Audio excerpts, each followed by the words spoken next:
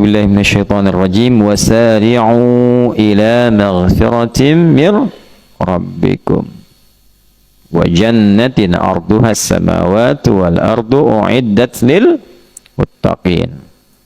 Lihat amalannya ya, sampai kita dapatkan cinta Allah dengan orang ihsan. Alladzina yunfiquna fis sarra'i wad dharra'i wal kadhiminal ghaidha wal 'afina 'anil nas. Sampai di sini nih amalan yang tadi muttaqinnya nih. Tapi lihat ujungnya, wallahu yuhibbul muhsinin. Jelas? Halo? Ya kan? Bergegaslah, cepat. Kalau saro'a itu artinya cepat, jangan banyak mikir. Jangan terlalu banyak persiapan. Ya. Beda dengan sa'a. Kalau sa'a itu bergegas tapi ada persiapan. Misalnya, sekarang hari Senin, besok hari Selasa, besoknya lagi Rabu, lusanya Jumat, masa Kamis. Bangun Mbak, bangun, kum. Lusanya Rabu, nah, lusanya Pak Dulo juga salah sebenarnya dari itu. Cuman diam-diam aja. Jumat. Coba, waktu kita Jumatan itu ada perintah untuk Jumatan diminta bergegas. Tapi pakai sa'a, bukan pakai saro'a. Quran surah 62 ayat 9. Ya ayyuhalladzina amanu idza nudiya lis-salati min yaumil jumu'ati bukan fasari'u. Tuh. Jadi kenapa menggunakan sa'a? Bergegas tapi siap-siap dulu.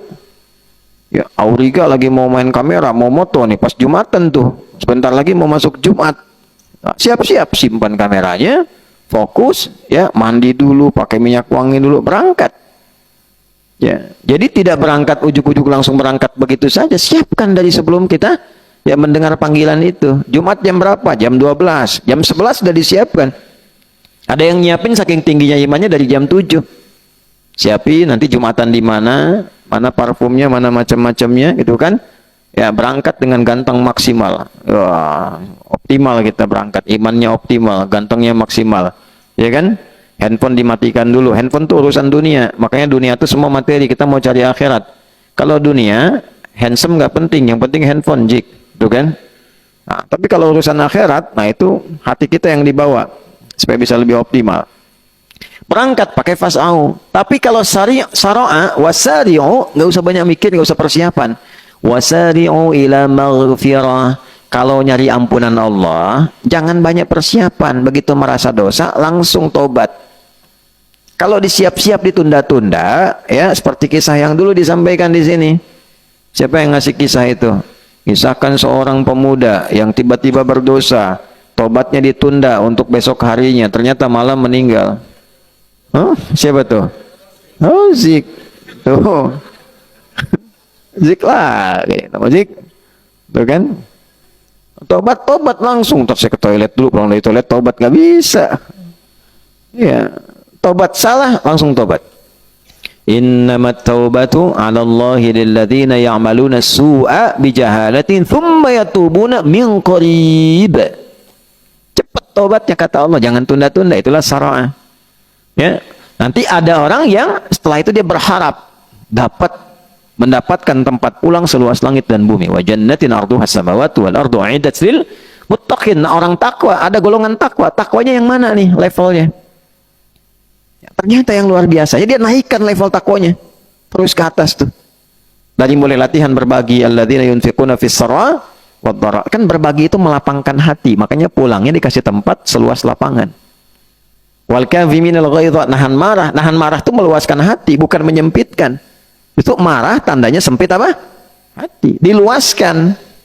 Ya, meluaskan tuh gini, bisa melandai itu, bisa cara marahnya berbeda. Nabi kan kalau marah mata memerah.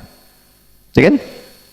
Setelah itu langsung diingatkan. Ingatkan itu tergantung level kesalahannya. Bisa kalimat pelan, bisa meninggi, bisa tinggi banget untuk menunjukkan pelanggaran yang serius. Muka-muka. Jelas? Ya, tapi pernah nggak dengar Nabi caci maki gitu? Nggak ada. Ya, dan sebagainya. Diingatkan, paling-paling diambil kisah yang dulu-dulu.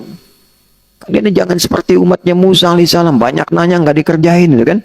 Kalaulah Musa hadir sekarang, tentu Musa pun akan beriman kepadaku, dan seterusnya. Itu kalimat-kalimat yang membuat kita berpikir. Gak ada sejarah yang ditemukan di ilmu hadis, Nabi marah-marah. Misal, dan wallahualam kan kita tidak menyebut hal demikian, gak ketemu. Ya, jadi tata. Ya, jangan sampai sedikit-sedikit keluar bahasa-bahasa yang hanya digunakan di Ragunan, ya, atau di beberapa tempat yang tidak elok misalnya. Tahan.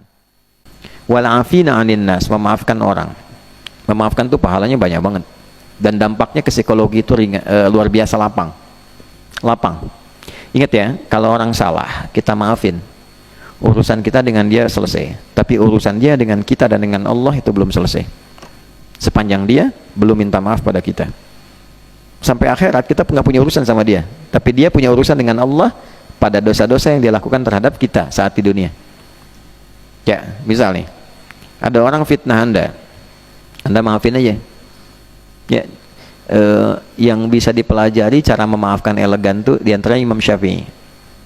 Belajar dari akhlak Nabi. Imam Syafi'i itu gini, satu kali satu muridnya datang bilang gini, ya Imam, orang itu di depan Anda kayak hormat, senyum, saya kan.